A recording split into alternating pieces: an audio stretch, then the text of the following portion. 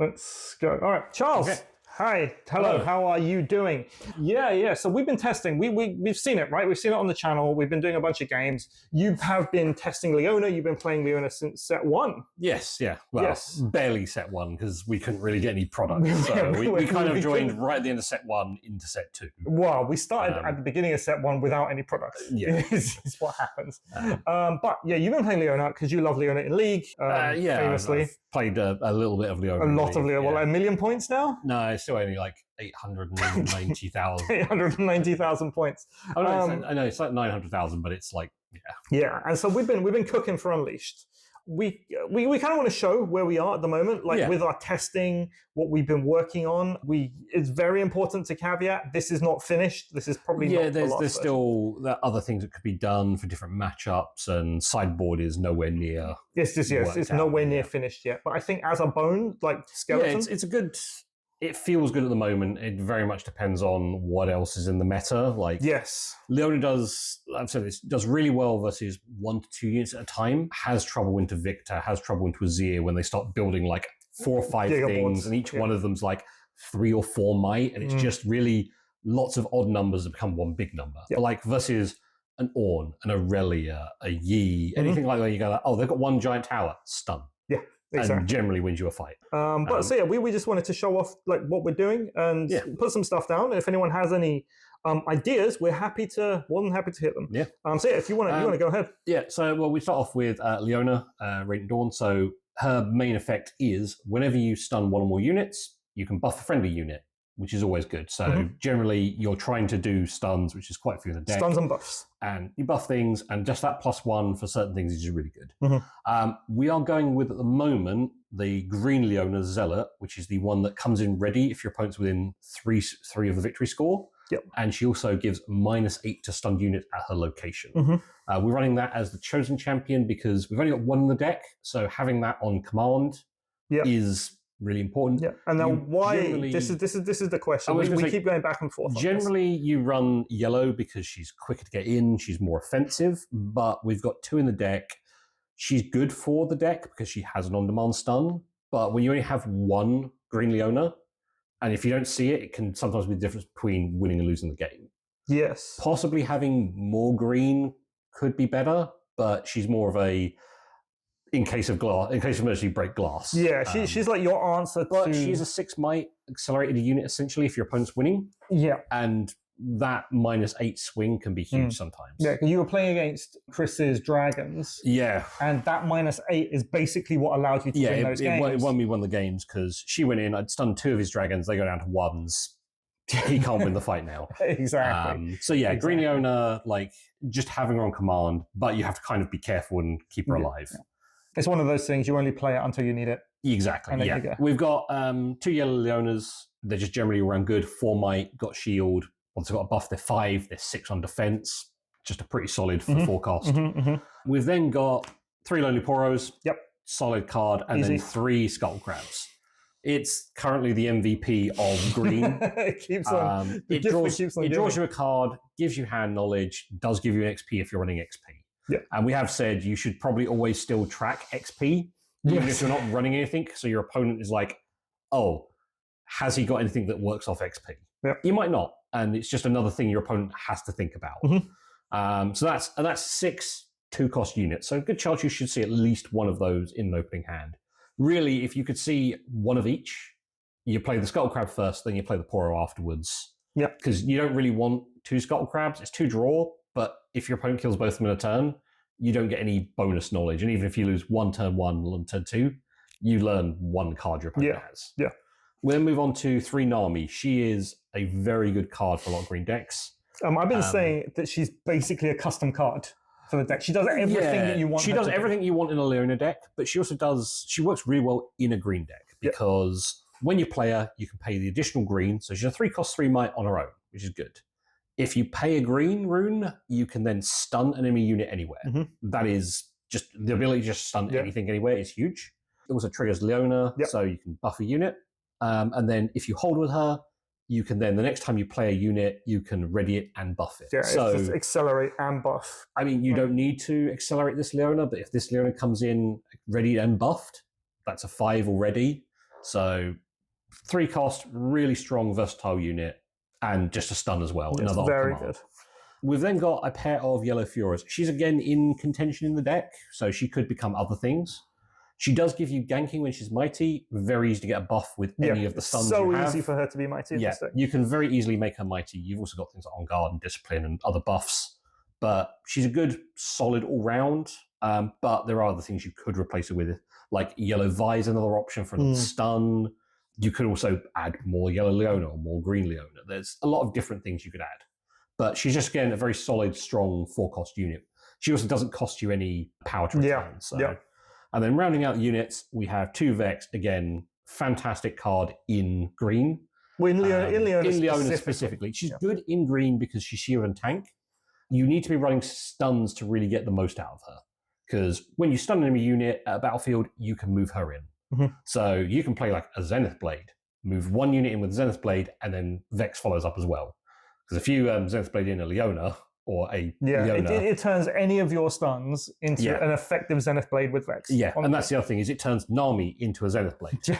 You can play Nami, pay the extra 1, and it's a 1 cheaper plus gives you a unit Zenith Blade for Vex. So in Leona, very good, strong unit. 5 cost, 1 power, 5 might. Very solid. Again, shields are good on the defense, and tank, so if she is in a fight, you've got to deal with her first. So that's the other thing, is if you play a stun in a fight, you can move her in. They've now got to deal with this instead of killing something else like a Nami. Yeah, and it works on both players' turns, right? So if you use back off, for example. If you hide a back off, use a back off, you can move her in as a backup attack. And again, it doesn't matter where Vex is, as long as, so she can be at one battlefield, you stun somebody, the other one, she slides across.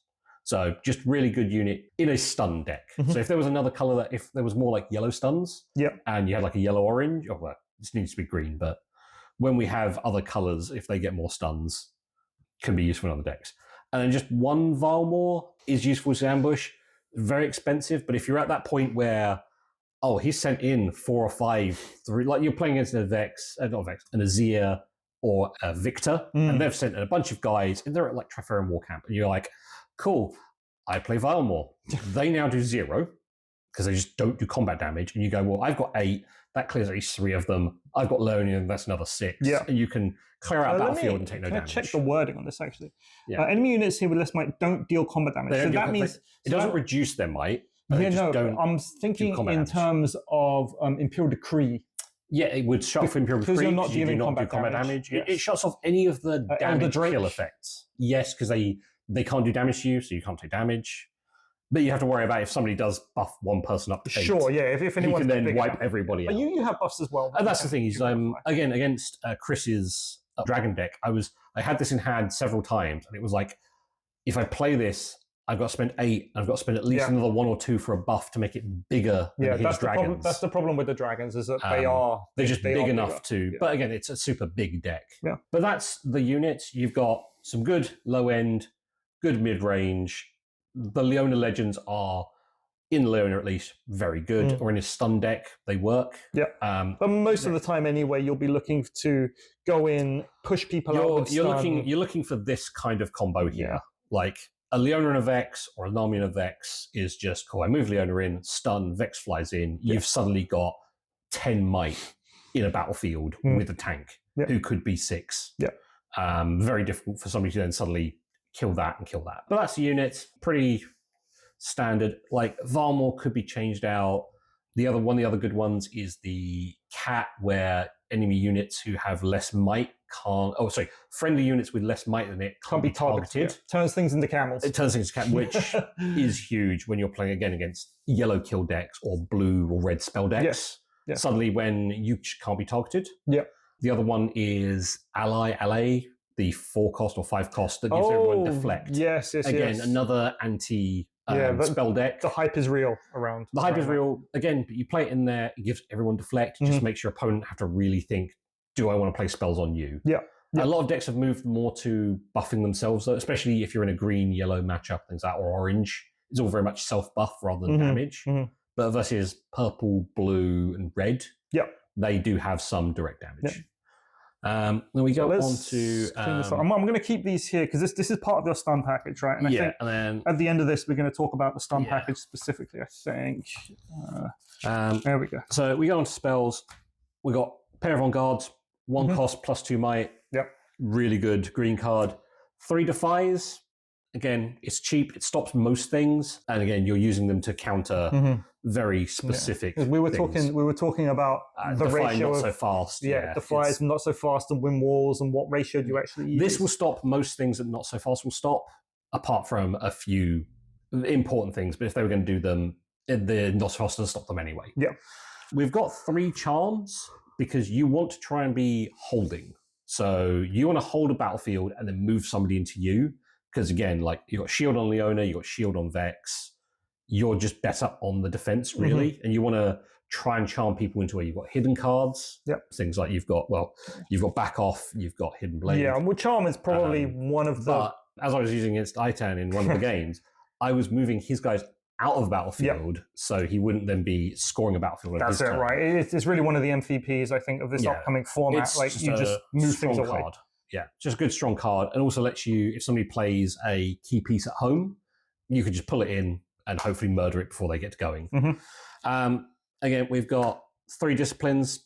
A solid green buff card draws you a card, gives you +2. Yep. You don't leave home without it. We've got 3 hidden blades. Again, you could probably go down to 2. Again, people generally don't know what a green-yellow deck is hiding.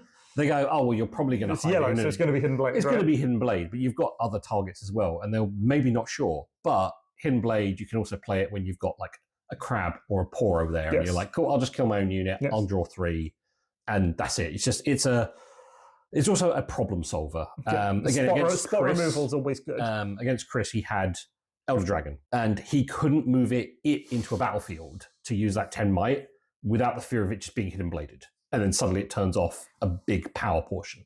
So it's a problem solver. We've got a single Find Your Center. We did start with 3, and it's kind of a semi-dead card half the time. It's very expensive unless your opponent's winning the game. But by that point, you could do any other card. It would be better for you. Yeah. It replaces itself and gives you a rune, which is not terrible, but I think maybe just 1 is good enough. Maybe what we do we is switched out on guards for it. Exactly. So maybe what we do is we go like, instead of this, have like not so fast and defies, and use up those slots. You could do things like that. Yeah. We've then got 3 back-offs. Great new card from from Unleashed. It's so great good. Thing is it's both an action card and a hidden card. And it's just simply stun a unit. And again, it doesn't matter where it is, stun a unit. But again, combos with Vex, combos with Green Leona, you can also hide it. If you do play it from hand, draw 1. So it's expensive at 3, but it's a stun and draw, or it's a hidden card just as a stun.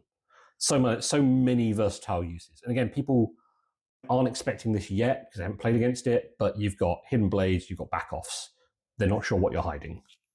We've got a pair of Call to Glories. Again, you've got no end of ways of getting buffs because, again, a back-off gives a buff. You can then play a Call to Glory for free. Nami buffs, essentially. Well, Nami buffs twice. She also buffs with her ability, But you have to hold, which is sometimes difficult. Yeah. But it's a good squad. If you have to play it, it's still a +3 might. Yeah. But you have no end of ways of getting buffs on units. And as I said in the scene, I've even buffed a Skull Crab. Just give it 1 point of might, so it's suddenly not just an easy kill. And then you play a Call to Glory, it suddenly goes to a 3, and it will trade with things that it shouldn't. And then we have 3 Zenith Blade because it is expensive, but best card in the it's deck. A stun and it's a move. Yeah, it does everything you want. Yeah, it does everything you need, everything you want. And again, Zenith Blade with a Vex on the board and another unit. I mean, a Leona and a Zenith Blade is stunning 2 units and moving 2 units in. Like, because Leona moves in. If you've got a Leona, and a Zenith Blade and a Vex, like that's the perfect combo versus a big deck. So this is what we're talking about, right? So our stun package is basically all of this. The Zenith Blade. Let's put this up here. So all of this is our stun package now. And every single one of these cards are useful just like in general, right? And previously you were running stuff like Rune Prison. Well, you would run Rune Prison, you'd run... Again, Thwonk is again a card you can put in. It's back off as semi-replaced Thwonk because you can hide it. Thwonk's great. And you can use it offensively. You can use it offensively, Thwonk is good because you can stun up to 2 units and it's only 2 cost, so a little bit more efficient for just the stun. But it's restricted to only attack on attacking units. Yeah, and it's what is it? Does the one that stuns one of your guys and one of your Facebreaker? Yeah, Facebreaker. Yeah, and then you've got like Facebreaker, which you could play. You don't have enough units. Exactly. When you have disposable recruits, you stun a recruit, you lose 1 might, you stun an opponent. That's the huge thing. But you don't really have the units to stun because stun lasts the whole turn. You don't have the units. Sure. And then what I actually like about this, right? So this is our stun package. The only things that require stun to actually be used is this. Just these two. Yeah. But stun is just a great mechanic anyway. Yeah. Mostly because it lasts the whole turn. And people not sure on that, but yeah, once the unit's stunned, it just doesn't deal combat damage for the whole turn. So it's great versus Yis, Irelias, Yasuos, who want to keep moving in and out. Yeah.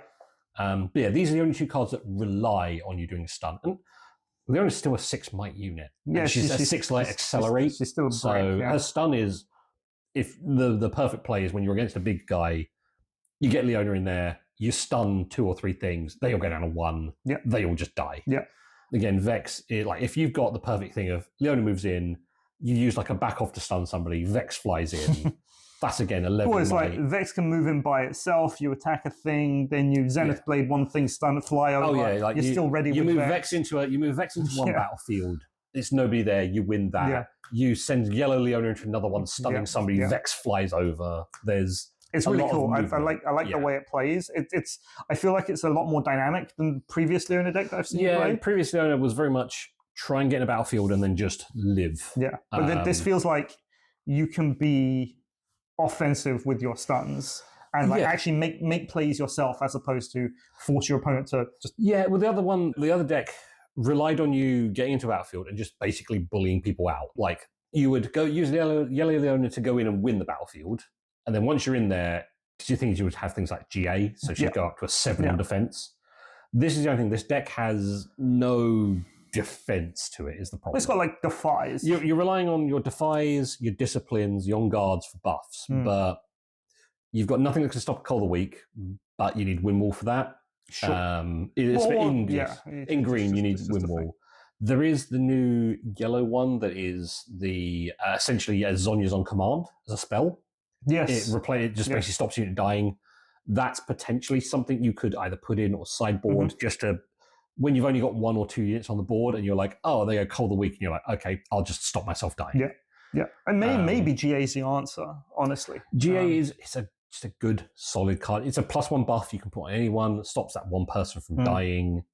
It's hasn't been an important thing in the games we've played so far, but it's one of those ones of it's still a good card. It's a +1 might, and it stops you dying. Yep. Other things like the Honey Fruit, which is the pseudo rune card. Yes.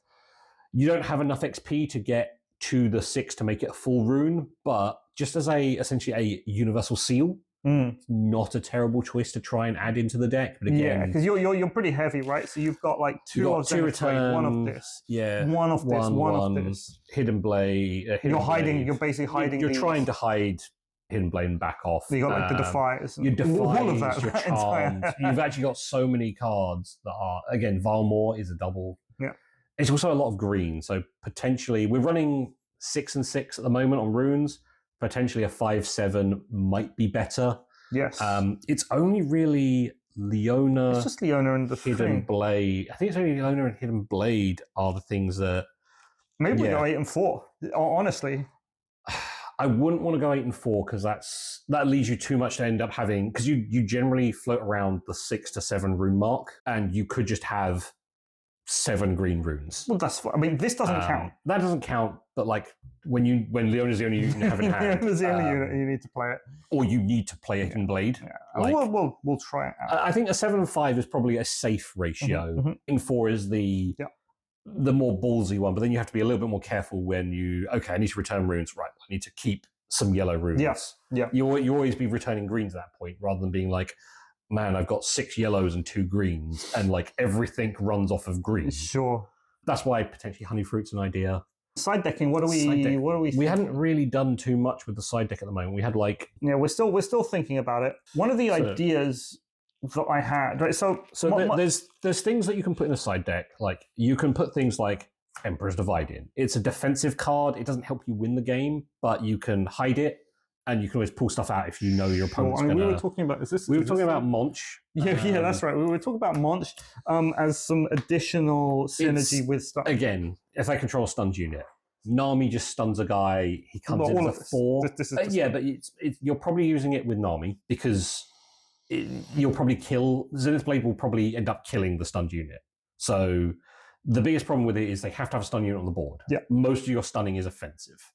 So you play Nami, you stun a unit, he comes in. He's essentially like a battering ram where he's only 4 instead of 6 for a 6 might unit. It's okay, but unless your opponent has a stunned unit, it's a 6 for 6. Nothing special. I mean, I think realistically on the side deck, we're looking at the standard yellow cards, right? We're looking at salvage because you're going to be running 3 copies of salvage. We're looking at probably the other cards. Wind wall, maybe a wind wall and maybe 2 not so fast. So you can side in and out. Because if you're suddenly against I'm against another yellow or I'm against a blue and they're running all big spells, I'll take out Defies, put in not so fast. Yeah. And then you've at least got a little bit of protection against falling, not falling, the blue 6 damage one. Singularity. Yeah. At the moment, Singularity would just murder 2 things. Probably the second Valmor as well. Possibly. Again, the problem is having 8 runes and 8 runes up is the problem. If you were running Sona... This is the thing, right? If we're playing against Victor, Valmor wins you that game. He wins you that game, but you've got to plan for that, right? I need to have 8 runes to play him. It's an 8 rune card that potentially wins you the game outright. It does potentially, so probably the second Valmor is what we're thinking about. Yeah. This with the counters, you put in the 3 salvage, and then suddenly you find out you're 6 or 7 cards in already. Yeah. And like I say, things like the cat to stop you being targeted. There's a few cards you can put in and out. I mean, you could also put things like Rune Prison if you wanted more stuns. No, I think this is fine. It's probably you've probably got enough stun. Again, as long as Leona lives, you can keep sending her in or out. Yeah. You basically, your game shouldn't hopefully go too long because either you'll get in and hold and win, or your opponent's going to roll over you anyway. Battlefields? So at the moment, we've gone with Sunken Temple. Again, you have a decent number of already mighty units, or very close to mighty, because you've got Vexes. Any 4 with a might. Well, you've got Vex and Leona, who are your by default mighty. You've got units. the Fioras, which will. You've got Fioras who are 4, Leonas who are 4. Both of those are easy to get mighty. With the not errata-ring, but the clarification that buffs will, temporary buffs will still count as mighty. Not that there are any, I don't think. No, you've all got buffs that last a turn, but very easily a Nami with either a Discipline or an On Guard is a 5, so that would also be mighty, draw you a card. Yeah. Grove of the God Willow, again, you're trying to hold, so if you can hold, draw another card. It's a solid one. If your opponent also greedily holds it, you can move stuff in. They're probably going to want to try and hold it. They'll pump, you'll stun, and generally you win at that point. And then Valmor's, I generally play Valmor's first. People are reluctant to go in it, but you've got ways to either move them in with Charm, or Zenith Blade to move yourself out, or great thing is, you send a Vex into Valmor's, and you'd be like, come on, try and take it. They send somewhere else, you go, you can still play move Nami, across. stun, Vex moves out. Still move across. You've got ways to move people out of Valmor's. You don't want to put too much in there, but if you did have to, even if you had to put Valmor in there, next turn, you could Zenith Blade far more out of it if you really needed to. So that's the battlefields. Again, if you have your own preference, there are other choices you can do. You could go for the Aspirant's Climb to make it last one longer, or is that Aspirant's Climb is one less. Arena's Greatest is you get a point at the beginning. So the Aspirant's Climb make the game last longer because you're a hold deck, so you sometimes need a couple of turns to get rolling. There's the other one where you can't score points till turn 3. Yes. Again, just slows your opponent's tempo down. There's Rockfall Path. Rockfall Path is another good one, stops people playing units there. That actually might be better than Sunken Temple or Valmor's, especially against the LeBlancs, the Lilias. I think that's what you do, right? You look at what people are playing and you say, all right, what are the battlefields?